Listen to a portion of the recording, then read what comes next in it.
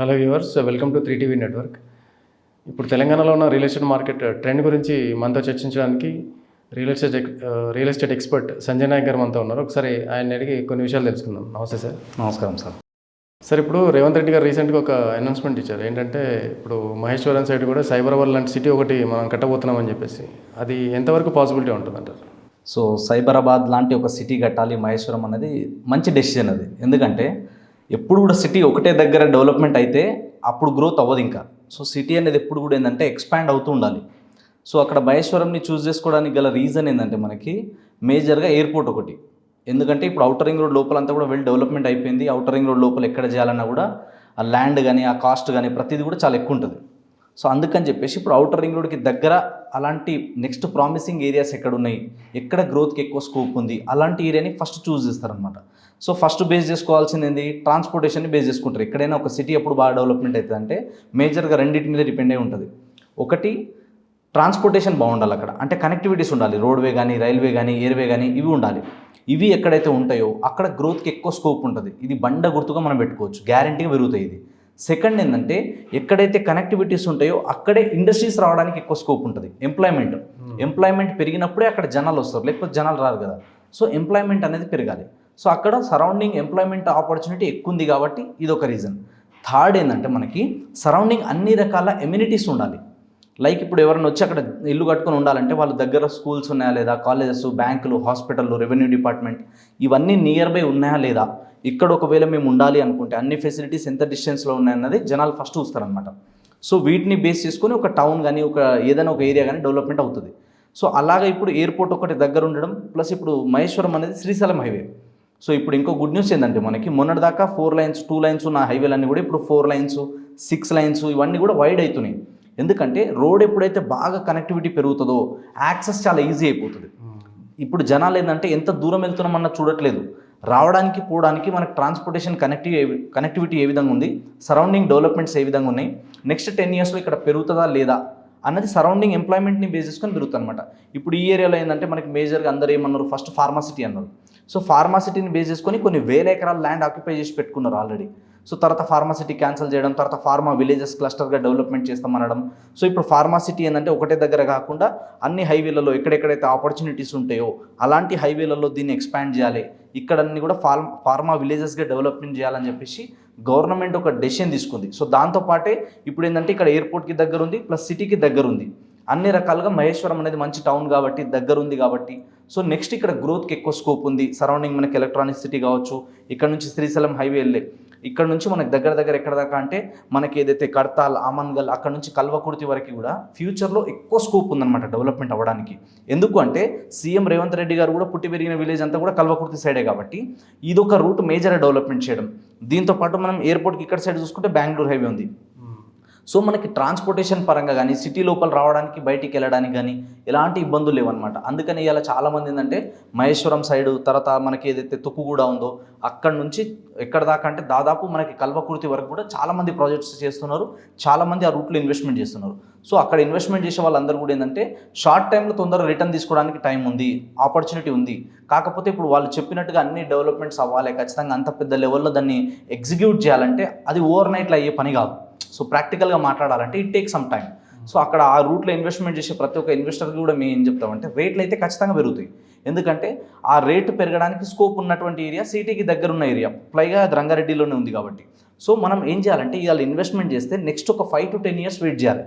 ఏదైనా గవర్నమెంట్ ఒక డెసిషన్ పెట్టిందంటే అది ఓవర్ నైట్లో అయిపోదు, చాలా టైం పడుతుంది. గవర్నమెంట్ నుంచి ఫండ్స్ రావాలి, అక్కడ కంపెనీస్ అక్కడ వచ్చి ఇన్వెస్ట్మెంట్ చేయాలి, అక్కడ అన్ని డెవలప్మెంట్ చేయడానికి 4-5 years ఇలా ఈజీగా వెళ్ళిపోతాయి, అర్థమే కాదు అది. కాబట్టి మినిమం ఒక 5 to 10 years వెయిట్ చేయగలిగితే ఆ ఏరియాలో ఎక్కడ ఉన్నా కూడా నెక్స్ట్ ఫ్యూచర్లో డెవలప్మెంట్కి ఎక్కువ స్కోప్ ఉంది. సో గవర్నమెంట్ ఒకసారి చెప్పింది అనుకోండి ఒక డెవలప్మెంట్, దానివల్ల రెవెన్యూ పుట్టేదైతే ఎవరు కూడా దాన్ని ఆబ్జెక్షన్ చేయరు. దానివల్ల గవర్నమెంట్కి ఆదాయం వస్తుంది, ప్లస్ చుట్టుపక్కల ల్యాండ్ వాల్యూస్, మార్కెట్ వాల్యూస్ అన్నీ పెరగడం వల్ల కూడా వాళ్ళకి ఎక్కువ బెనిఫిట్స్ ఉంటాయి. కాబట్టి ఫ్యూచర్లో డెవలప్మెంట్ అవ్వడానికైతే మహేశ్వరం అండ్ మహేశ్వరం సరౌండింగ్ ఎక్కడైనా సరే ఒక మనం 10 నుంచి 20 కిలోమీటర్ రేడియసే కాకుండా అప్ టు మనం ఈ రూట్లో మహేశ్వరం నుంచి చూసుకుంటే కల్వకుర్తి వరకు ఎక్కడ ఇన్వెస్ట్మెంట్ చేసినా కూడా ఇన్వెస్టర్లకి ఫ్యూచర్లో మంచి రిటర్న్స్ రావడానికి ఎక్కువ స్కోప్ ఉన్నాయి. సరే, అయితే ఇప్పుడు రేవంత్ రెడ్డి గారు ఇంకో అనౌన్స్మెంట్ కూడా జరిగింది కదా, ఆయన కొత్తగా ముఖ్యమంత్రి ప్రభుత్వం మారిన తర్వాత ఏంటంటే 3R అనేది పెంచుతున్నారు కదా రేడియస్ అనేది. సో అది రేడియస్ పెంచడం వల్ల RRR మొత్తం ఇప్పుడు ఒక 100 కిలోమీటర్ల దాకా పోయింది అనుకోండి, అక్కడ దాకా కూడా HMDA లెవెల్లోకి దీంట్లోకి వస్తుంది అంటున్నారు కదా. ఎస్. సో అప్పుడు ఎంత అంటే రేంజ్ పెరగడానికి, అంటే తెలంగాణ రేంజ్ పెరగడానికి ఎంత స్కోప్ ఉంది? 100%. ఎప్పుడైనా కానీ ఇంతకుముందు మనకి ఏముండే, IRR ఉండే, ఇన్నర్ రింగ్ రోడ్ లోపల వరకు హైదరాబాద్ అనేది ఉండే. కానీ తర్వాత ఏమైంది, జనాలు ఎక్కువ పెరగడం వల్ల హైదరాబాద్ మనకి ఇన్నర్ రింగ్ రోడ్ నుంచి నెక్స్ట్ వచ్చింది outer ring road. So outer ring road వేసేటప్పుడు చాలామంది ఏమనుకున్నారు, అంత పెద్ద రోడ్ అవసరమా అసలు మనకి, దానివల్ల చాలా డబ్బులు వేస్ట్, మొత్తం తీసుకుపోయి అడవిలకి రోడ్ వేస్తారా అని చెప్పి అనుకున్నారు. బట్ ఎప్పుడైతే ORR వచ్చిందో మనకి ఇన్నర్ రింగ్ రోడ్ నుంచి ORR వరకు డెవలప్మెంట్ ఒక ర్యాపిడ్గా జరిగిపోయింది. ఎవరు ఊహించలే అంతలా డెవలప్మెంట్ అవుతుంది, ఇది మనం చూసిన హైదరాబాదేనా, ఇట్లా డెవలప్మెంట్ అయిందా అనుకునే స్థాయికి వెళ్ళిపోయింది.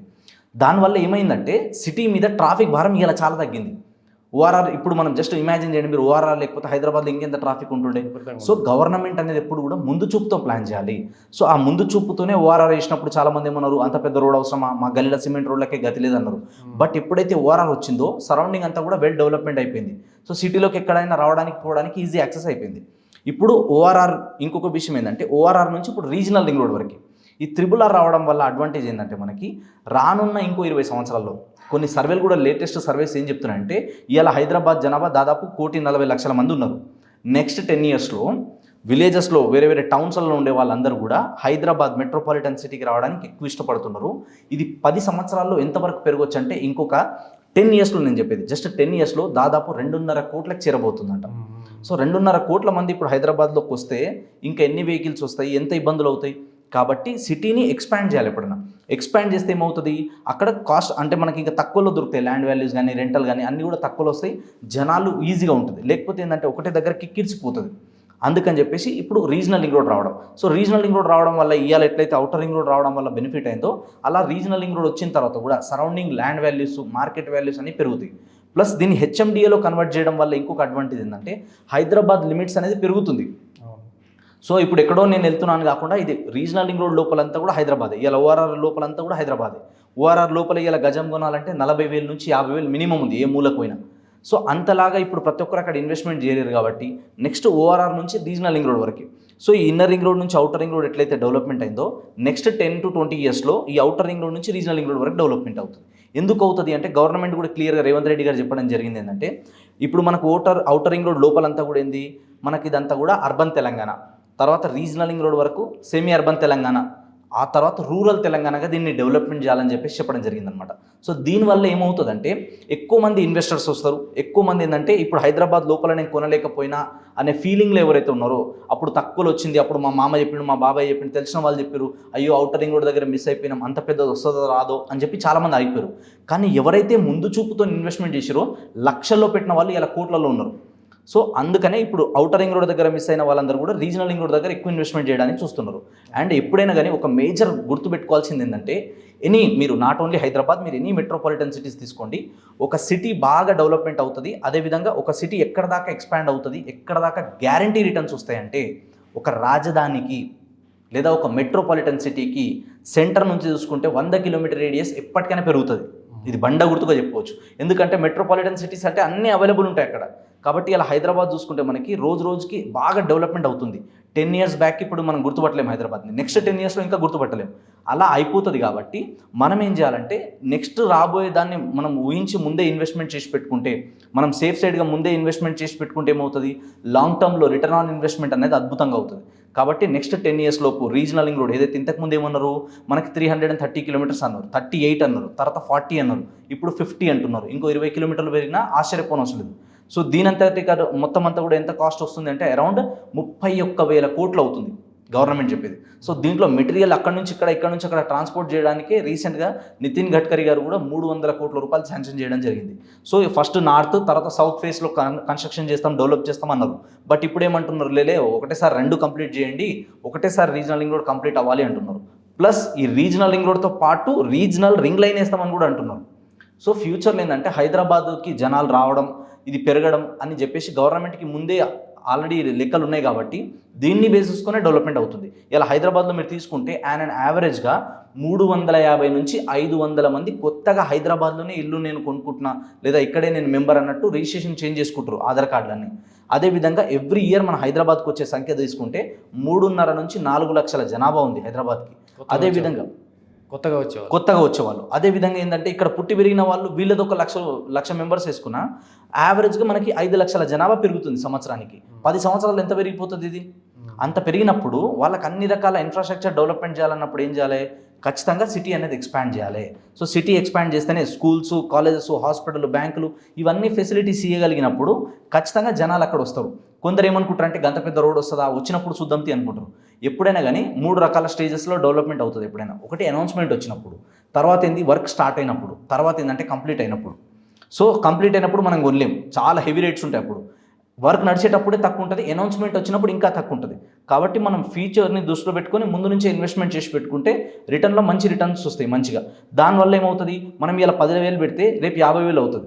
ఇప్పుడు మనం 10,000, 15,000 లోపల గజం కొనలేకపోతే అవుటర్ రింగ్ రోడ్ నుంచి రీజనల్ రింగ్ రోడ్ వరకు ఎక్కడ తీసుకున్నా మీరు గజం యావరేజ్గా 10 నుంచి 15,000 మధ్యలో ఉంది. అంతకన్నా తక్కువ ఎక్కడ లేవు. ఎందుకు? ఎకరం వాల్యూ పెరిగిపోయింది కాబట్టి. యావరేజ్గా ఎకరం వాల్యూ తీసుకుంటే ఇప్పుడు ఎక్కడైనా సరే రీజనల్ రింగ్ రోడ్ లోపల వచ్చే ఏరియాలో కనెక్టింగ్ రోడ్స్, రేడియల్ రోడ్స్కి బేస్ చేసుకుని ఉన్న ప్రతి ఎకరా కూడా యావరేజ్గా 1,50,00,000 నుంచి 2 కోట్లు ఉంది.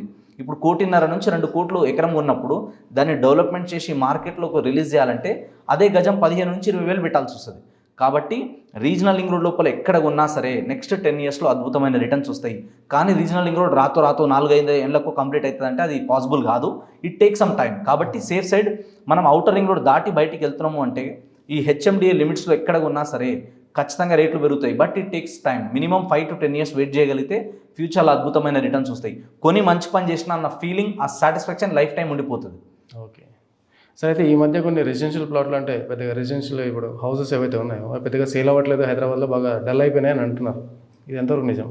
చాలామంది ఏమంటారంటే హైదరాబాద్లో మొత్తం కుప్ప కూలిపోయింది రియల్ ఎస్టేట్, పడిపోయింది రియల్ ఎస్టేట్గా, 20 ఏళ్ళు రియల్ ఎస్టేటే ఉండదు ఇక అన్నారు. ఎప్పుడు లాక్డౌన్ తర్వాత కంప్లీట్ అయిన తర్వాత లాక్డౌన్ ఓపెన్ తర్వాత మళ్ళీ రాకెట్ స్పీడ్తో పోయింది. మళ్ళీ సేమ్ ఏమన్నారు, మొన్న గవర్నమెంట్ మారిపోయింది, తెలంగాణ గవర్నమెంట్ ఏదైతే కేసీఆర్ గారు పోయారు, మళ్ళీ రేవంత్ రెడ్డి గారు వచ్చారు, కాంగ్రెస్ గవర్నమెంట్ వచ్చింది, మళ్ళీ పడిపోతాయి అని చెప్పి ఇవన్నీ ఏంటంటే కొందరు స్ప్రెడ్ చేస్తూ ఉంటారు అనమాట న్యూస్ అనేది. కానీ రియాలిటీ ఏంటంటే నిజంగానే పడిపోతుంది రియల్ ఎస్టేట్. ఒక విషయం గుర్తుపెట్టుకోండి, ఎప్పుడైనా సరే రియల్ ఎస్టేట్ అనేది పడిపోతుంది అనేది పెద్ద అబద్ధం. అది పడిపోదు. రియల్ ఎస్టేట్ అనేది ఎందుకు పడిపోతుంది? ఇవాళ మొత్తం డెవలప్మెంట్ ఇన్ఫ్రాస్ట్రక్చర్ కదా రియల్ ఎస్టేట్ అంటే. ఇవాళ ప్రపంచంలోనే హయ్యెస్ట్ ఎంప్లాయ్మెంట్ ఉన్న ఇండస్ట్రీ ఏదైనా ఉందంటే దట్ ఈస్ రియల్ ఎస్టేట్. ఇవాళ ప్రపంచంలోనే అత్యంత ధనవంతులు ఉన్న ఇండస్ట్రీ ఏది ఉందంటే real estate.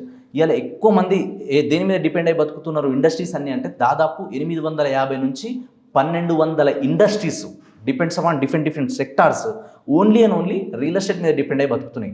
So real estate అనేది అంత పెద్ద ప్రొఫెషన్, అది అంత ఈజీ కాదు.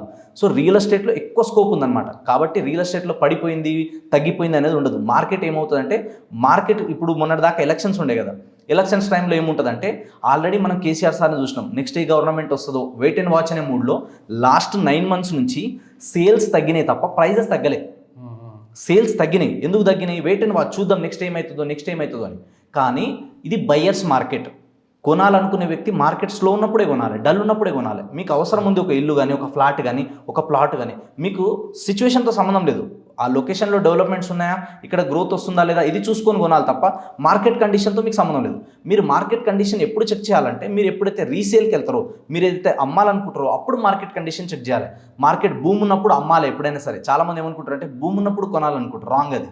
మార్కెట్ డల్ ఉన్నప్పుడు, స్లో ఉన్నప్పుడు ఇన్వెస్ట్మెంట్ చేయాలి, భూమి నడిచేటప్పుడు అమ్మాలి. అది రియల్ ఎస్టేట్ అంటే.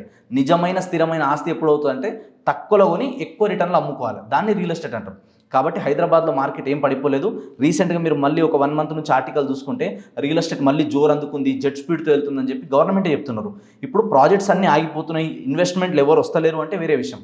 ఇన్వెస్ట్మెంట్లు వస్తున్నారు, డెవలప్మెంట్ చేస్తున్నారు కాబట్టి ఫ్యూచర్ అద్భుతంగా ఉంటుంది. అండ్ ఇంకొకటి ఏంటంటే హైదరాబాద్ నుంచి 100 kilometer రేడియస్ లోపల ఎక్కడ ఇన్వెస్ట్మెంట్ చేసినా సరే ఫ్యూచర్లో అద్భుతమైన రిటర్న్స్ వస్తాయి. 4 రోజులు సేల్స్ తగ్గుతాయి, కొంచెం స్లో అవుతుంది. ఇది రియల్ ఎస్టేట్ వాళ్ళకి కొత్త కాదు, వాళ్ళు చూసిరు ఆల్రెడీ. చాలామందికి తెలుసు. రియల్ ఎస్టేట్ గురించి అవేర్నెస్ లేని వాళ్ళు, తెలియని వాళ్ళే రియల్ ఎస్టేట్ పడిపోయింది అనుకుంటారు. పోనీ పడిపోయింది, ఎవరైనా రేట్లు తగ్గించిరా? నాకు 1000 రూపాయలు ప్రాఫిట్ వచ్చే దగ్గర 500, 800కు అమ్మేసుకుంటే తప్ప నేను కొన్నదానికంటే రూపాయి తక్కువకైతే అమ్మాను కదా. సింపుల్ ఫండ్ ఇది. కాబట్టి ఎక్కడ కూడా రేట్లు తగ్గలేదు. కొందరు అపార్ట్మెంట్లో ఫ్లాట్స్ రేటు పెరిగిపోయినాయి, విల్లా రేట్లు పెరిగిపోయినాయి అంటే మీరు కాస్ట్ ఆఫ్ అంటే మెటీరియల్ది కూడా చూసుకోవాలి. మెటీరియల్ కాస్ట్ పెరిగిందా లేదా? అన్నీ పెరుగుతున్నప్పుడు, ట్రాన్స్పోర్టేషన్ ఛార్జెస్ పెరుగుతున్నప్పుడు ఒక కన్స్ట్రక్షన్ వాల్యూ ఎందుకు పెరగదు? ఉప్పు రేటు, పప్పు రేటు, ఇంకో XYZ ప్రోడక్ట్ పెరిగినప్పుడు దాన్ని ఎవరు పెద్దగా చూడరు. కానీ రియల్ ఎస్టేట్లోకి వచ్చేసరికి ఏంటంటే కొంచెం పెద్ద అమౌంట్ కనిపిస్తుంది కాబట్టి రియల్ ఎస్టేట్ పడిపోయింది అనుకుంటారు. బట్ నెవర్, అది రియల్ ఎస్టేట్ అనేది పడిపోదు. జనాలు వస్తున్నారు, కొంటున్నారు. అది కొంటున్నారు కాబట్టి కదా బిల్డర్లు డెవలప్ చేసేది. అందరూ తీసుకొచ్చి లంసమ్ అమౌంట్ పెట్టరు. అక్కడ నుంచి వడ్డీలకు తెస్తారు, లోన్లకు తెస్తారు. అవన్నీ తీసుకొచ్చి ఎందుకు పెడతారు? వాళ్ళకి తెలీదా? అయ్యో నేను ఎన్ని కోట్లు పెడుతున్నా, రేపు సేల్ అవ్వకపోతే నా పరిస్థితి ఏంది? అవునా కదా? అందుకని చెప్పేసి వాళ్ళు కూడా అన్ని ఫ్యూచర్ ప్లాన్ని దృష్టిలో పెట్టుకొని ఇక్కడ గ్యారంటీగా గ్రోత్ వస్తుంది, నేను కడితే సేల్ అవుతుంది అనుకున్న కాన్ఫిడెన్స్ ఉన్నప్పుడే పెడతారు ఎవరైనా. లేకపోతే పెట్టి మనం ఈగలు దులుపుకోలేము కదా అక్కడ వేల కోట్ల రూపాయలు పెట్టినప్పుడు. కాబట్టి రియల్ ఎస్టేట్ పడిపోవడం అనేది ఉండదు, జరగదు అది ఎప్పటికీ. మరీ ముఖ్యంగా మన హైదరాబాద్కి అయితే అస్సలు తిరగలేదు. ఎందుకంటే ఇక్కడ సముద్రాలు ఉన్నాయి, వచ్చి సముద్రాల్లో కొట్టుకుపోతుందని చెప్పి లేదు. ఇక్కడ మనకి రోడ్వే, రైల్వే యాక్సెస్ బాగుంది, ఎయిర్వే కనెక్టివిటీ బాగుంది, ల్యాండ్ అంతా కూడా మనకు మంచిగా ఉంది, సముద్రాలు ఏం లేవు కాబట్టి ఇక్కడ ఇంకోటి భూకంపాలు లాంటివి రావడం కానీ హ్యూమిడిటీ ఎక్కువ అనేది లేదు. కాబట్టి కంఫర్టబుల్ లివింగ్కి రీసెంట్గా కొన్ని సర్వే సంస్థలు కూడా చెప్పినాయి ఏంటంటే హైదరాబాద్ అనేది ఇండియా లెవెల్ మొత్తంలోనే ది బెస్ట్ లివింగ్ సిటీ అన్నారు. లాస్ట్లో ఏది ఉందంటే కోల్కతా ఉంది. ఎందుకు ఈ సర్వేలు అని చెప్తున్నాయి, రిపోర్ట్లు ఎందుకు చెప్తున్నాయి మరి హైదరాబాద్? సో 1-2 ఫ్యాక్టర్ మీద డిపెండ్ అవ్వదు, చాలా ఫ్యాక్టర్స్ ఉంటాయి రియల్ ఎస్టేట్లో. కాబట్టి ఇన్వెస్ట్మెంట్ చేసే వాళ్ళు కానీ, అపార్ట్మెంట్లో ఫ్లాట్ కొనే వాళ్ళు కానీ, మీరు కొనాలి అనుకుంటే మార్కెట్ అప్పుడే డల్ ఉంది కదా, స్లో అయింది కదా, పడిపోయింది కదా, మీకు అదృష్టం అది. ఆ టైంలో వెళ్ళి మీరు బార్గెన్ చేయొచ్చు. ఆయన 1000 అన్నప్పుడు మీరు 500కి అడగవచ్చు, ఆప్షన్ ఉంటుంది. కానీ మార్కెట్ స్వింగ్లో ఉన్నప్పుడు, భూమిలో ఉన్నప్పుడు మీరు తగ్గదు ఇంకా. సో నెక్స్ట్ మంత్ నుంచి ఇంకా ల్యాండ్ వాల్యూస్, మార్కెట్ వాల్యూస్ పెరిగిపోయిన తర్వాత అప్పుడు ఇంకా ఎక్కువ రేట్కి అమ్ముతారు తప్ప తక్కువ రేట్కి అయితే అమ్మరు. కాబట్టి రియల్ ఎస్టేట్లో ఇన్వెస్ట్మెంట్ చేయాలనుకున్న వాళ్ళకి మంచి టైం ఇది. సరే, అయితే ఇప్పుడు కాంగ్రెస్ గవర్నమెంట్ వచ్చిన తర్వాత భూముల రేట్లు పెంచుతున్నారు కదా, అది కొంతమంది రియల్టర్స్ కూడా కొంతమంది అపోజ్ చేస్తున్నారు. సో ఇది ఎవరికి నష్టం, ఎవరికి లాభం దీనివల్ల రేట్లు పెంచితే? సో రేట్లు అనేది ప్రతి సంవత్సరం పెరుగుతూ పోతుంది. గవర్నమెంట్ మార్కెట్ వాల్యూ అని స్టాంప్ డ్యూటీస్ అని ఎలా పెరుగుతాయంటే డిపెండ్స్ అపాన్ అక్కడ రిజిస్ట్రేషన్స్ ఎలా అవుతున్నాయి, అక్కడ కొత్తగా ఎంతమంది డెవలప్మెంట్ చేస్తున్నారు, ఎంత ఇన్ఫ్రాస్ట్రక్చర్ వస్తుంది, దాన్ని బేస్ చేసుకొని పెరుగుతుంది. సో యావరేజ్గా 1 ఇయర్కి 2 ఇయర్స్కి గవర్నమెంట్ 10% 20% పెంచుతూ వస్తుంది. లాక్డౌన్ తర్వాత ఏమైందంటే సీఎం కేసీఆర్ గారు ఉన్నప్పుడు ఒకటేసారి 2 సార్లు పెంచారనమాట market values, land values, stamp duties అన్నీ కూడా. అప్పుడు ఏమైపోయిందంటే ఒక స్టాగ్నెంట్ అన్నట్టు వచ్చేసింది. ఇంకో నెక్స్ట్ 2 ఇయర్స్లో పెరగాల్సింది ముందే పెంచేసి అన్న ఫీలింగ్ వచ్చేసింది. తర్వాత ఏమైందంటే గవర్నమెంట్ మారినప్పుడు, ఇప్పుడు గవర్నమెంట్ మారిన తర్వాత వీళ్ళు ఇచ్చిన హామీలు ఉన్నాయి, పథకాలు ఉన్నాయి, ఇవి ఇస్తాం అది ఇస్తామని. అవన్నీ ఎలాంటి ఏడికైనా వస్తాయంటే ఇలా గవర్నమెంట్ని నడిపించేది 3 సంస్థలు ఉన్నాయి, 3 ఇండస్ట్రీస్. ఈ 3 ఇండస్ట్రీలే ఏళ్తాయి. అందులో first very important registration, stamp values, duties ఇవన్నీ రిజిస్ట్రేషన్ నుంచి వస్తాయి. అంటే రియల్ ఎస్టేట్ అనేది నెంబర్ 1. సెకండ్ ఏంటంటే ట్రాన్స్పోర్టేషన్ నుంచి బాగా వస్తుంది. సో ట్రాన్స్పోర్టేషన్ నుంచి ఎక్కువ ఇన్కమ్ వస్తుంది. తర్వాత వచ్చేసి ఏంటంటే లిక్కర్ నుంచి వస్తుంది. సో ఈ 3 ఇండస్ట్రీ నుంచి రెవెన్యూ ఎక్కువ జనరేట్ అవుతుంది. కాబట్టి దీన్ని ఎవరైనా ఫస్ట్ ప్రియారిటీ ఇస్తారు. ఇప్పుడు ఎందుకు ఇది పెంచడం వల్ల నష్టమా మనకి లాభమా అంటే గవర్నమెంట్కి అయితే ఖచ్చితంగా లాభమే. ప్లస్ అదేవిధంగా ఏంది, ఇప్పుడు గవర్నమెంట్కి చూపించే sale deed value, market value ఒకటి ఉంటుంది, కానీ ప్రైవేట్లో నడిచే ట్రాన్సాక్షన్ అంతా వేరే ఉంటుంది. సో దీనివల్ల ఏమవుతుంది, రియల్ ఎస్టేట్ బిజినెస్ చేసే వాళ్ళకి ఇంకా ప్లస్సే దీనివల్ల. మైనస్ అంటే కొంచెం రేటు పెరుగుతుంది, ఖర్చు పెరుగుతుంది అనిపిస్తుంది. బట్ ఏంటంటే రేపు సేల్ చేసుకోవడానికి కూడా అది ఒక బెనిఫిటే. ఎందుకంటే ఇప్పుడు గవర్నమెంట్ వాళ్ళు ఇప్పుడు 10 లక్షలు ఉంది ఫర్ ఎగ్జాంపుల్, కానీ అక్కడ మార్కెట్లో ప్రైవేట్గా నడిచేది ₹1,00,00,000 ఉంది. ఈ 10 లక్షల మీదనే వాళ్ళు కట్టేస్తారు కదా, మొత్తం ఏదైతే ఛార్జ్ ఉంటుందో చలాన్ అమౌంట్ అంతా 10 లక్షల మీదనే కడతారు. ఇది కనుక 10 లక్షలు కాకుండా 20 లక్షలు పెంచారనుకోండి, ఆటోమేటిక్గా ఈ ల్యాండ్ వాల్యూ అనేది పెరుగుతుంది. అండ్ ఇంకోటి ఏంటంటే అన్ని చోట్ల పెంచట్లేదు, అన్ని చోట్ల మినిమం 20 నుంచి 40% పెంచుతున్నారు. కొన్ని ఆల్రెడీ ఎక్కువ డెవలప్మెంట్ అవ్వడానికి స్కోప్ ఉన్న ఏరియాలో 100 నుంచి 200% కూడా 3 టైమ్స్ కూడా పెరిగే ఛాన్సెస్ కూడా ఉన్నాయని చెప్తున్నారు. అది పెంచాలి కూడా. పెంచినప్పుడు ఏమవుతుంది, వీళ్ళకి రెవెన్యూ ఎక్కువ వస్తుంది, ప్లస్ డెవలప్మెంట్ చేయడానికి ఎక్కువ స్కోప్ ఉంటుంది. అండ్ ఇంకోటి ఏంటంటే గవర్నమెంట్ ఇచ్చిన పథకాలు, హామీలన్నీ నెరవేరాలంటే ఖచ్చితంగా రెవెన్యూ రావాలి వాళ్ళకి. ఆ రెవెన్యూ ఇక్కడ నుంచి వస్తుంది. సో దీనివల్ల ఇంకోటి ఏంటి, ఇప్పుడు మారుమూల ప్రాంతాలలో ఉన్న గవర్నమెంట్ ఎకరం వాల్యూ కూడా యావరేజ్గా 60,000 70,000 ఉన్నది కాస్త మినిమం 2.5 lakhs తీసుకురావాలి. ఇంకా కొన్ని ఏరియాలో అయితే మినిమం 6 lakhs ఉండాలి. అదే కనుక అపార్ట్మెంట్లలో ఫ్లాట్ అయితే పర్ ఎస్ఎఫ్టీ మినిమం ₹1,000 ఉండాలి. ఇప్పుడు 500-600 లోపలే ఉన్నాయన్ని, మినిమం 1,000 ఉండాలి అని చెప్పడం. సో ఇవన్నీ కూడా పెంచుతున్నారు. సో దీనివల్ల ఏంటంటే కొంచెం ఒక ఎఫెక్ట్ ఏమవుతుందంటే హైదరాబాద్ లోపల కొనాలనుకునే వాళ్ళకి కొంచెం ఇబ్బంది, కొంచెం కాస్ట్ అనేది పెరుగుతుంది. బట్ అప్పుడు మనం అక్కడ కొనలేనప్పుడు మనం ఏం చేయాలంటే సిటీ దాటి కొంచెం ముందుకు వెళ్ళాలి, అక్కడ వెళ్తేనే మనం కొనగలుగుతాం అనమాట. కాబట్టి దీనివల్ల గవర్నమెంట్కి ఎక్కువ వస్తుంది. రేపు ఫ్యూచర్లో మనం ఇలా కొన్న ప్రాపర్టీకి రేపు రీసేల్ చేసుకునేటప్పుడు కూడా అప్రిషియేషన్ అనేది ఒకటి మంచిగా ఉంటుంది. ఎప్పుడు అదే ఉంటే, అక్కడే స్టాగ్నెంట్ అయి ఉంటే మార్కెట్ గ్రోత్ అవ్వదు కదా. అక్కడ నుంచి డబ్బులు పెరుగుతున్నప్పుడే అక్కడ కొత్త ఇండస్ట్రీస్ వస్తాయి, కొత్త డెవలప్మెంట్ వస్తాయి, గ్రోత్ వస్తుంది. సో అవన్నీ గ్రోత్ రావడానికి స్కోప్ ఉందని చెప్పేసి గవర్నమెంట్ కూడా ఈ డెసిషన్ తీసుకుంది. సో అయితే ఈ మధ్య కొన్ని కంపెనీలు ఇన్వెస్టర్లను మోసం చేసే, బోర్డు తిప్పేసాయని కొన్ని రకాల మోసాలు చేస్తున్నాయి, అంటే ప్రీ లాంచింగ్ అని ఇవన్నీ. అవును, రకరకాల మోసాలు జరుగుతున్నాయి అనేది ఒకటి జరుగుతుంది. రియల్ అసలు ఈ ఎస్టేట్ మోసాలు ఎలా చేయగలుగుతారు వీళ్ళు? సోర్స్ ఏముంటుంది వీళ్ళకి? ఎట్లా మోసం చేయగలుగుతారు రియల్ ఎస్టేట్ కంపెనీలు? ఆశ, సింపుల్. చాలామంది జనాలు ఏమంటారంటే ఈ స్కీమ్లు పెట్టంగానే ఇన్వెస్ట్మెంట్ చేయడానికి తొందరపడతారు. Scheme is equal to scam. చాలా వరకు అలర్ట్ ఉండాలి స్కీమ్లలో ఇన్వెస్ట్మెంట్ చేసేటప్పుడు. ఎప్పుడు ఎక్కువ మోసాలు జరుగుతాయంటే first very important, builder reputation బాగాలేకపోతే, రెప్యూటెడ్ బిల్డర్ ఉన్నారా లేదా ఆయన అప్రూవల్స్ అన్నీ క్లియర్ ఉన్నాయా లేదా అన్న చూడాలి. చాలామంది ఏంటంటే ప్రీ లాంచ్లలో ఎక్కువ మోసపోవడానికి ఉంటుంది. ఇప్పుడు వాళ్ళు ఏం చేస్తారంటే ఒక ఏరియా చూపిస్తారు, అపార్ట్మెంట్స్ కానీ విల్లాస్ కానీ లేదా ఓపెన్ ప్లాట్స్ లేఅవుట్ కానీ వేసేటప్పుడు దానికి ఒక ఎల్పీ నెంబర్ అనేది వస్తుంది. ఆ నెంబర్ రాకముందే మేము ప్రీ లాంచ్లో ఇక్కడ ఇది చేస్తున్నాం అని చెప్పి వాళ్ళు బోర్డులు పెడతారు. గవర్నమెంట్ దీని మీద చాలా ఆర్టికల్స్ తెచ్చింది, చాలా రూల్స్ రెగ్యులేషన్ తెచ్చినప్పటికీ కూడా కొందరు ఏంటంటే మేము ఆల్రెడీ ఇక్కడ చేసినాం అక్కడ చేసినాం అని చెప్పి చూపించుకొని దీన్ని డెవలప్మెంట్ చేస్తాము ఇలా అవుతుందని చెప్పి ప్రీ లాంచింగ్లో వాళ్ళ దగ్గర కొంచెం అమౌంట్ కట్టించుకుంటారు. తర్వాత ఎల్పీ నెంబర్ వచ్చిన తర్వాత డెవలప్మెంట్ స్టార్ట్ అయిన తర్వాత కాస్ట్ ఎక్కువ ఉంటుంది, ఇప్పుడైతే తక్కువ వస్తుంది అని చెప్తారు. అలా అందరూ మోసాలు చేయరు, కొందరు చేస్తారు. సో కొందరు చేసినప్పుడు మనం ఏముండాలంటే ఫస్ట్ వెరీ ఇంపార్టెంట్, మనం డాక్యుమెంటేషన్ క్లియర్ ఉన్నాయా లేదా అని చూసుకోవాలి. చాలామంది ఇక్కడే మిస్టేక్ చేస్తారు. ఏంటంటే ఒక ప్రాపర్ లాయర్ని కానీ ఒక రియల్ ఎస్టేట్ కన్సల్టెంట్ని కానీ రియల్ ఎస్టేట్లో ఎక్స్పర్ట్ని కానీ వాళ్ళ సలహాలు సూచనలు తీసుకోవాలి ఎప్పుడైనా సరే. ఎందుకంటే మేము ఇండస్ట్రీలో ఉన్నప్పుడు ఇప్పుడు మీరు మీ ప్రొఫెషన్లో ఎక్స్పర్ట్ అవునా కదా, కానీ రియల్ ఎస్టేట్లో కాదు కదా. వీఆర్ ద రియల్ ఎస్టేట్లో మేము ఎక్స్పర్ట్ మా ప్రొఫెషన్లో. కాబట్టి మనం ఈ ప్రొఫెషన్ వదిలేసి ఇంకో ప్రొఫెషన్లో డే 1 నుంచి అన్ని తెలుసుకోవాలంటే టేక్ లాట్ ఆఫ్ టైం. కాబట్టి మనం ఏం చేయాలి, ఎక్స్పర్ట్ల సలహాలు తీసుకోవాలి ఎప్పుడైనా సరే. ఎక్స్పర్ట్ల సలహాలు తీసుకుంటే ఈజీ అవుతుంది. సో దాంట్లో ఫస్ట్ ఏముండాలంటే లీగల్ డాక్యుమెంటేషన్ అనేది క్లియర్ ఉండాలి. ఇక్కడే చాలామందికి దెబ్బ పడుతుంది. అందులో ఫస్ట్ లింక్ డాక్యుమెంట్స్ క్లియర్ ఉన్నాయా లేదా, తర్వాత ఈసీ ఇన్కంబరెన్స్ సర్టిఫికేట్ క్లియర్ ఉందా లేదా, దీని తర్వాత మనకి రెరా అప్రూవల్ ఉందా లేదా, మినిమం ఒక 5 ఫ్లోర్ బిల్డింగ్ కడుతున్నారు, ఒక స్టాండర్డ్ అయినా ఒక గేటెడ్ కమ్యూనిటీ అయినా దానికి రెరా అప్రూవల్ ఉందా లేదా, ఎంత టైం పీరియడ్ లోపు కన్స్ట్రక్షన్ చేసిస్తారు లేదా ఎంత టైం లోపు మొత్తం డెవలప్మెంట్ చేసిస్తారు, ఇది క్లియర్ ఉన్నాయా లేదా చూసుకోవాలి. ఒకవేళ లేఅవుట్లలో ఉంటే హెచ్ఎండిఏనా లేదా డిటీసీపీయా లేదా ముడానా ఇంకా ఏదైతే అప్రూవల్స్ ఉంటాయో ఆ లిమిట్ని బేస్ చేసుకొని అప్రూవల్స్ వచ్చినాయా లేదా అన్నది చూడాలి. అప్రూవల్ రాని దాంట్లో తొందరపడి ఇన్వెస్ట్మెంట్ చేయొద్దు. ఫస్ట్ మనం చూడాల్సింది అప్రూవల్స్ క్లియర్ ఉన్నాయంటేనే కొనాలి. దీని తర్వాత ఏం చూసుకోవాలి అంటే ఎంఓయు అని ఉంటుంది, మెమరాండమ్ ఆఫ్ అండర్స్టాండింగ్ అని ఉంటుంది. అంటే ఇప్పుడు ఈ ల్యాండ్ తీసుకొని డెవలప్మెంట్ చేసే వాళ్ళు కూడా కొందరు ఉంటారు. మీది ల్యాండ్, నేను వచ్చి డెవలప్మెంట్ చేస్తా, మీకు 60-40 అని రేషియో మాట్లాడుకోవడం ఇలాంటివి ఉంటాయి. ఇవన్నీ క్లియర్ ఉన్నాయా లేదా, ఎంతమంది దాంట్లో పార్ట్నర్స్ ఉన్నారు, సో వాళ్ళు ఇంతకుముందు ప్రీవియస్గా ఏమైనా డెవలప్మెంట్ చేశారా లేదా, వాళ్ళ దగ్గర కొన్న కస్టమర్ ఫీడ్బ్యాక్స్ కానీ ఎలా ఉంది, వాళ్ళు నిజంగానే డెవలప్మెంట్ చేశారా లేదా, వాళ్ళ క్వాలిటీ ఎలా ఉంటుంది, ఇవన్నీ చెక్ చేసుకోవాలి. ఇవన్నీ చెక్ చేసుకోవాలంటే మనకు తెలియనప్పుడు ఆల్రెడీ తెలిసిన వ్యక్తుల త్రూ సజెషన్ తీసుకొని వెళ్తే సేఫ్ ఉంటుంది. ఎందుకంటే మనకు అంత టైం ఉండదు. చాలామంది ఇన్వెస్టర్లు 1 కోటి రూపాయలు 2 కోట్లు పెట్టే వాళ్ళు ఉంటారు, కానీ వాళ్ళ దగ్గర టైం ఉండదు. అలాంటి వాళ్ళు ఏం చేయాలి, మాలాంటి వాళ్ళని కన్సల్ట్ అయితే మేము చెప్తాం వాళ్ళకి ఎక్కడైతే బాగుంటుంది, ఎంత ప్రైస్లో వస్తుంది. అండ్ తెలియని వాళ్ళకి ఒక రేట్ చెప్తారు ఎవరైనా సరే. చాలా వరకు తెలిసిన వాళ్ళకి మాకు ఎక్కువ రేట్ చెప్పడానికి, మాకు గ్యాంబ్లింగ్ చేయడానికి వాళ్ళకి ఛాన్సెస్ ఉండవు. ఎందుకంటే మేము అక్కడనే కదా మేము ఉండేది, మాకంతా ఆ సర్కిల్లో ఐడియా ఉంటుంది. కాబట్టి 10 డెవలపర్లు 10 బిల్డర్లతో మాకు పరిచయాలు ఉంటాయి. కాబట్టి అక్కడ వాస్తవం ఏందన్నా మాకు తెలిసి ఉంటుంది. కాబట్టి దాని తగ్గట్టు మేము సజెషన్ ఇస్తాం.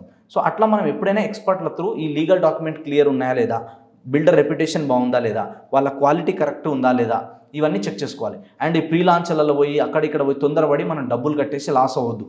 సో సేఫ్ సైడ్ అన్ని లీగల్గా క్లియర్గా ఉంటేనే అక్కడ ఇన్వెస్ట్మెంట్ చేయాలి. కానీ తొందరపడి కొనేసి ఇంకా కొందరు ఏంటంటే మీరు ఇప్పుడు డబ్బులు కట్టండి, 1 ఇయర్కి మీకు డబుల్ ట్రిపుల్ రేట్ ఇస్తాము, తర్వాత వచ్చేసి మీకు నెల ఈఎంఐ రూపంలో రిటర్న్ వస్తుంది అమౌంట్, ఇలాంటివన్నీ చెప్తారు. ఇవన్నీ వినడానికి పేపర్ మీద చాలా టెంప్టింగ్ ఉంటాయి, కానీ వాస్తవానికి అట్లా జరగదు. మీరు 30 లక్షలు కట్టండి, 50 లక్షలు కట్టండి, నెలకి 20,000 వస్తాయి వడ్డీ, 30,000 వడ్డీలు వస్తాయి అంటే ఎట్లా వస్తాయి, హౌ? సో ఇలా జనాలు చాలామంది ఏం చేస్తున్నారు, వీళ్ళు కొందరు ఆశపడుతున్నారు, అందరు కాదు, కొందరు ఇలాంటి అత్యాశకు పోయి ఇన్వెస్ట్మెంట్ చేయడం వల్ల వాళ్ళు కూడా ఏంటంటే రాతోరాత్ బోర్డు తిప్పేస్తారు. సో తర్వాత ఏంటంటే అయ్యో మేము లాస్ అయినాం, అయ్యో మేము మోసపోయినాం అంటారు. కాబట్టి మనం ఇన్వెస్ట్మెంట్ చేసేటప్పుడు అన్ని క్లియర్ అప్రూవల్స్ ఉండి క్లియర్ టైటిల్ ఉంటేనే అక్కడ కొనాలి. లేకపోతే తొందరపడి ఏదో తక్కువలో వస్తుంది, ఆఫర్లు వస్తున్నాయంటే కొనొద్దు. ఎందుకంటే గుడ్ థింగ్స్ ఆల్వేస్ ఎక్స్పెన్సివ్. మంచిది ఎప్పుడైనా కొంచెం ఖరీదే ఉంటుంది. రూపాయి ఎక్కువ పెడుతున్నాం అంటే ఎందుకు పెడుతున్నాం, దానికి వాల్యూ ఉంటుంది. ఇప్పుడు రోడ్డు మీద ఇడ్లీలు ఉంటాయి 20 రూపాయలకు ప్లేట్, అదే మనం ఏదైనా హోటల్లోకి వెళ్తే మినిమం 80 రూపాయల ప్లేట్ ఉంటుంది. తేడా ఉంటుంది, దానికి కంపేర్ చేయలేము దానికి. అట్లనే రియల్ ఎస్టేట్లో ఇన్వెస్ట్మెంట్ చేసేటప్పుడు కూడా అన్ని ఫ్యాక్టర్స్ ఉంటాయి. కాబట్టి ఒక అడ్వైజర్ త్రూ, ఒక ప్రొఫెషనల్ త్రూ వెళ్తే మనకి ఈజీ ఉంటుంది, లాస్ అవ్వడానికి ఎక్కువ ఛాన్సెస్ ఉండదు.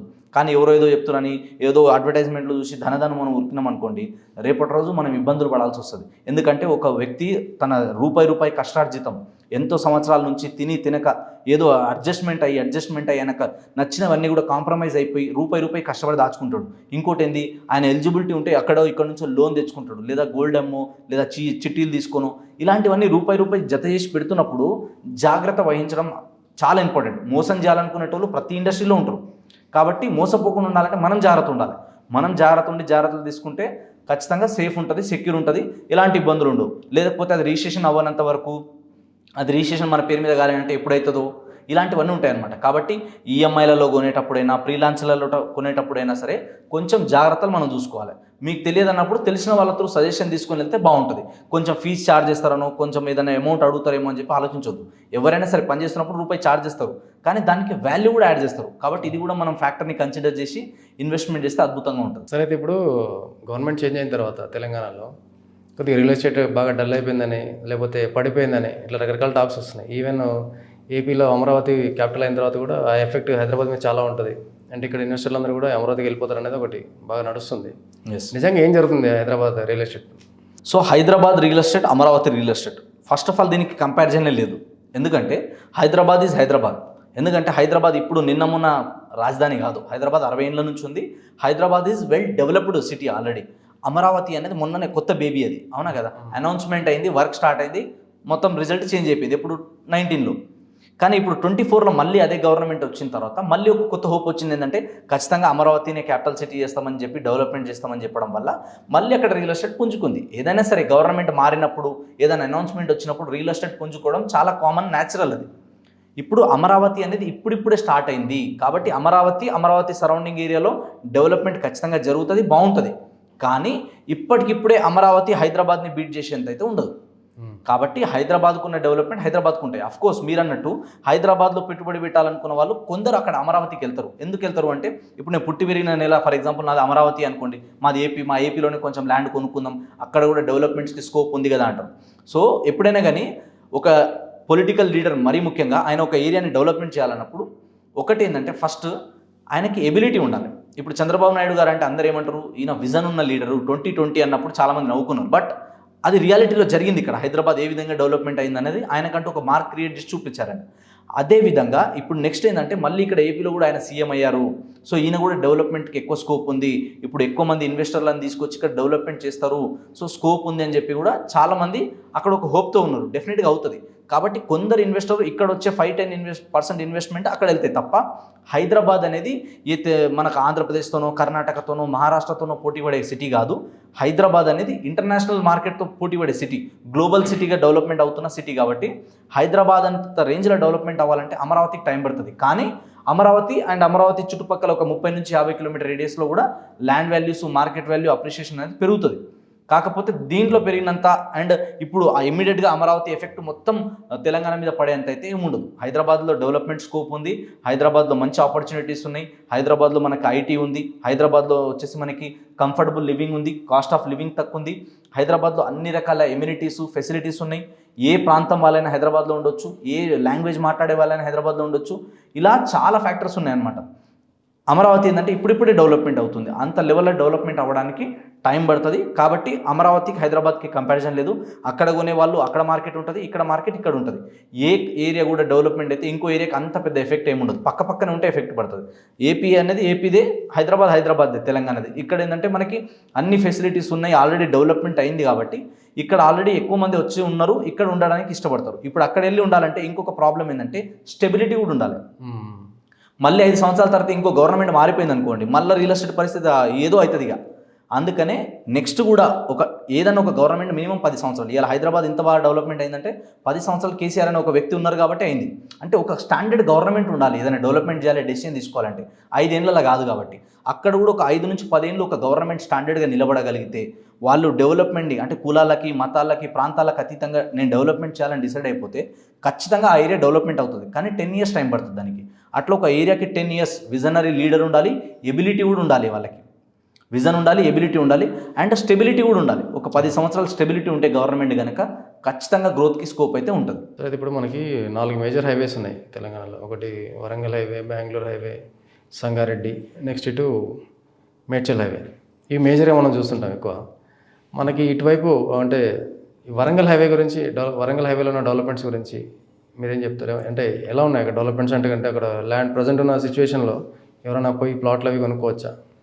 సో వరంగల్ హైవే అనేది అద్భుతమైన హైవే అది కూడా. సో వరంగల్ హైవేకి ఉన్న మేజర్ అడ్వాంటేజ్ ఏంటంటే హైదరాబాద్ లాగా నెక్స్ట్ డెవలప్మెంట్ అయ్యే ఏరియా ఏది ఉంది, అంత స్కోప్ దేనికి ఉందంటే ఫస్ట్ వరంగల్కే ఉంది. సో ఒకవేళ నెక్స్ట్ రాజధాని కూడా పెట్టాలి అని ప్రపోజల్ వస్తే కూడా వరంగల్ అనేది ఫస్ట్ లిస్ట్లో ఉంటుంది. ఓకే. కాబట్టి వరంగల్కి అయితే అద్భుతం ఆపర్చునిటీ ఉన్నాయి. సో ఈ వరంగల్ రూట్లో తీసుకుంటే మనకి మేజర్గా ఇవ్వాలి ఎందుకు బాగా హైప్ వచ్చింది దానికి అంటే అక్కడ మనకి యాదాద్రి టెంపుల్. సో టెంపుల్ అనేది బాగా డెవలప్మెంట్ అవ్వడం, టూరిజం పరంగా బాగా గ్రోత్ వచ్చింది అక్కడ. సో దీంతో పాటు ఏంటంటే ఇప్పుడు ఓఆర్ఆర్ లోపల మనం మొత్తం అంతా కూడా డెవలప్మెంట్ అయిపోయింది. ఇప్పుడు ఘట్కేసర్ నుంచి మొదలు పెడితే అప్ టు మనకి జనగాం, ఆలేరు ఈ ఏరియా వరకు కూడా బాగా డెవలప్మెంట్ అవుతుంది. సో ఈ ఏరియా వరకు ఎక్కడ ఇన్వెస్ట్మెంట్ చేసినా ఫ్యూచర్లో రిటర్న్స్ వస్తాయి. కాకపోతే ఏంటంటే అక్కడ ఇంకా ల్యాండ్ ప్రైజెస్ కూడా చూసుకుంటే compare to other highways only Warangal హైవేలోనే తక్కువ ఉన్నాయి ఇంకా కాస్ట్. ఎందుకంటే అక్కడ ఇంకా అంత డెవలప్మెంట్ రాలేదు, వస్తుంది ఇప్పుడిప్పుడే. సో టైం పడుతుంది. బట్ అక్కడ కూడా అప్ టు మనం ఆలేరు వరకు కొనొచ్చు. బట్ చాలామంది ఏంటంటే ఇప్పుడు మనకి మేజర్గా ఘట్కేసర్ నుంచి ఆలేరు మధ్యలో ఎక్కువ ఇన్వెస్ట్మెంట్ చేస్తున్నారు. అండ్ టెంపుల్ సరౌండింగ్ ఒక 10-20 కిలోమీటర్ రేడియస్లో ఎక్కడ కొనుక్కున్నా కూడా రిటర్న్ ఆన్ ఇన్వెస్ట్మెంట్ బాగుంటుంది. కొంచెం టైం పడుతుంది. ఇప్పుడిప్పుడే టెంపుల్ డెవలప్మెంట్ అవ్వడం, సరౌండింగ్ అంతా కూడా ఇప్పుడు అన్ని రకాల ఎమ్యూనిటీస్, అన్ని రకాల డెవలప్మెంట్స్ ఇప్పుడిప్పుడే వస్తున్నాయి. కాబట్టి కొంచెం వెయిట్ చేస్తే కనుక నెక్స్ట్ 10 ఇయర్స్లో మంచి రిటర్న్ అనేది వస్తుంది.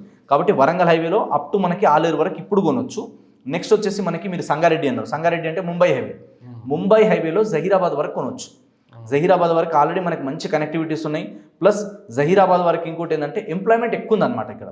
వెస్ట్ హైదరాబాద్ ఎక్కువ గ్రోత్ అవడానికి రీజన్ ఏంటంటే ఐటీ కారిడార్ మొత్తం వెస్ట్ సైడే వస్తుంది. దీంతో పాటు వెస్ట్ సైడ్లోనే ఎక్కువ ఎంప్లాయ్మెంట్ ఉంది. ఇప్పుడు మనకి పటాన్ చెరువు నుంచి మొదలు పెడితే ఓఆర్ఆర్ నుంచి అప్ టు జహీరాబాద్ వరకు ఎక్కడైనా ఇన్వెస్ట్మెంట్ చేసుకోవచ్చు. ఇలా మేజర్గా ఎక్కడ దాకా వెళ్తున్నారు అంటే మనకి బుదెరా, కంకోల్ టోల్గేట్ దాటిన తర్వాత నియర్లీ జహీరాబాద్ వరకు టచ్ అవుతున్నారు. సో జహీరాబాద్ వరకు ఎక్కడ ఇన్వెస్ట్మెంట్ చేసినా రిటర్న్ ఆన్ ఇన్వెస్ట్మెంట్ బాగుంటుంది. ఇప్పుడు వరంగల్ హైవేలో తీసుకుంటే యాదాద్రి టెంపుల్ దాటిన తర్వాత మనకి అక్కడ తక్కువ గజం ఒక 6 నుంచి 8 వేలు మినిమం ఉంటుంది, అంతకన్నా ఎబో ఉంటుంది. ఇక్కడ ముంబై హైవేలో తీసుకుంటే మినిమం 8,000 నుంచి 20,000, 30,000 వరకు కూడా ఉన్నాయి. Depends upon area, depends upon layout, depends upon location. దీని తర్వాత చూసుకుంటే మనకి నెక్స్ట్ ఎమర్జింగ్ ఏరియా బాగా ఎక్కడ ఉంది అంటే బెంగళూరు హైవే. సో ఫస్ట్ మనకి ముంబై హైవే వస్తుంది, సెకండ్ బెంగళూరు హైవేనే వస్తుంది. బెంగళూరు హైవేకి ఉన్న అడ్వాంటేజ్ ఏంటంటే మనకి ఇప్పుడు మొన్నటి దాకా అది 4 లైన్స్ ఉండేది, తర్వాత ఇప్పుడు 6 లైన్స్ వరకు ఎక్స్పాన్షన్ చేస్తున్నాం అన్నారు. రీసెంట్గా జస్ట్ 4 డేస్ బ్యాక్ ఏమో వచ్చింది అనౌన్స్మెంట్ అంటే అది మనకి ఒకేసారి 12 లైన్స్ ఎక్స్పాన్షన్ ప్లాన్ చేస్తున్నారు గవర్నమెంట్. ఎందుకు? ఇండియాలోనే first digital highway Bengaluru highway కాబోతుంది. సో ఇండియాలో మేజర్గా మనం చూసుకుంటే జమ్మూ కాశ్మీర్ నుంచి కన్యాకుమారి వరకు బిగ్గెస్ట్ కనెక్టివిటీ ఉన్న రోడ్ ఏదైనా ఉంది అంటే అది బెంగళూరు హైవే. 13 రాష్ట్రాలు, 3 ఇంటర్నేషనల్ ఎయిర్పోర్ట్లను కలుపుతున్న ఇండియాలో అతిపెద్ద హైవే ఈ హైవే. NH44 అంటారు దీన్ని. సో ముంబై హైవే అనేది NH65, ఇది NH44.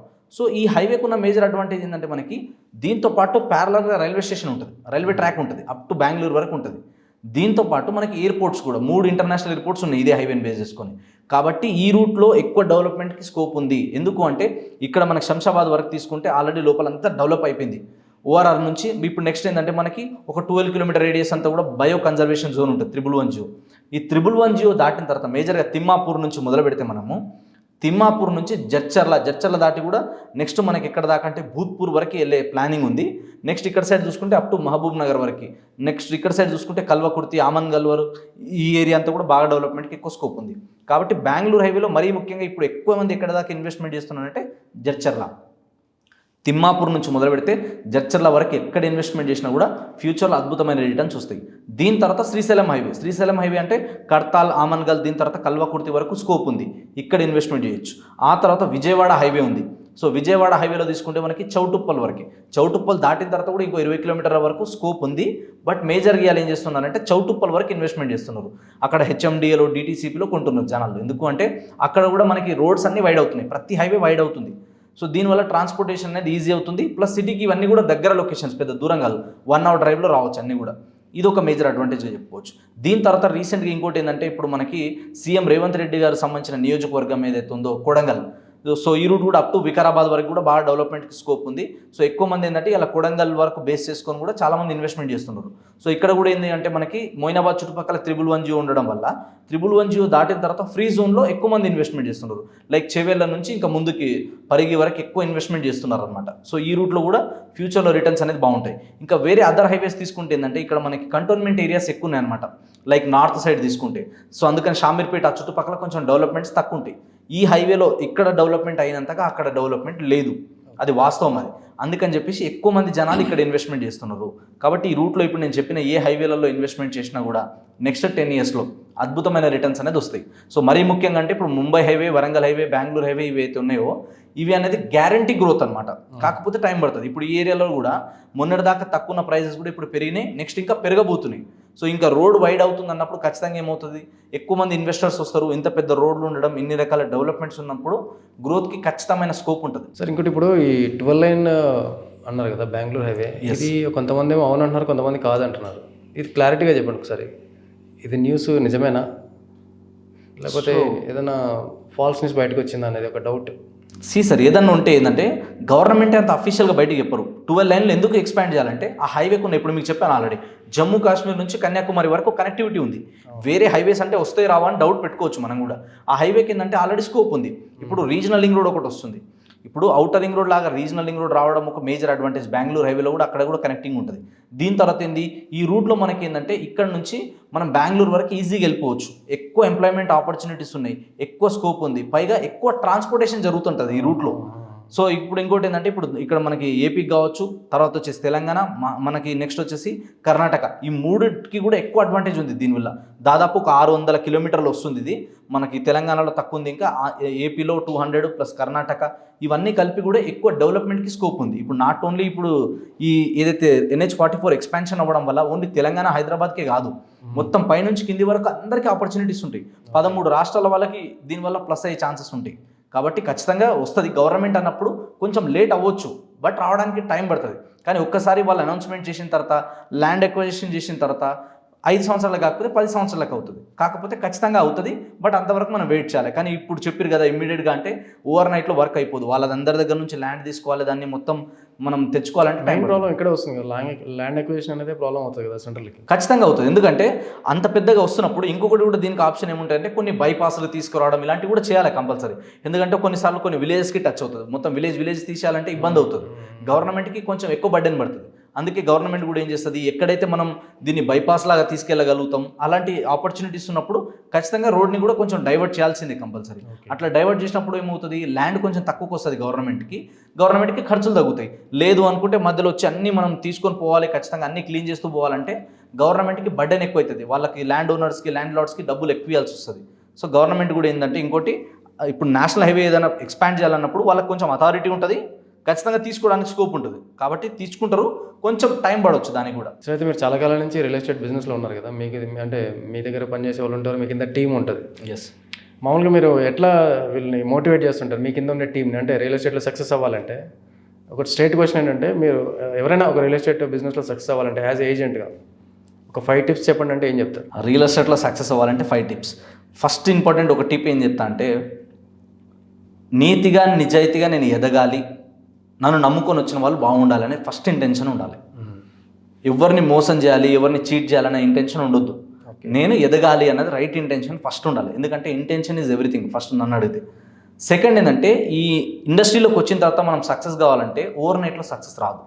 ఎనీ ఫిలిం ఇండస్ట్రీ, ఇప్పుడు మీరు ఏ ఇండస్ట్రీ అయినా తీసుకోండి, మహేష్ బాబు రాత్రి ఓవర్ నైట్లో సక్సెస్ అయ్యిందా?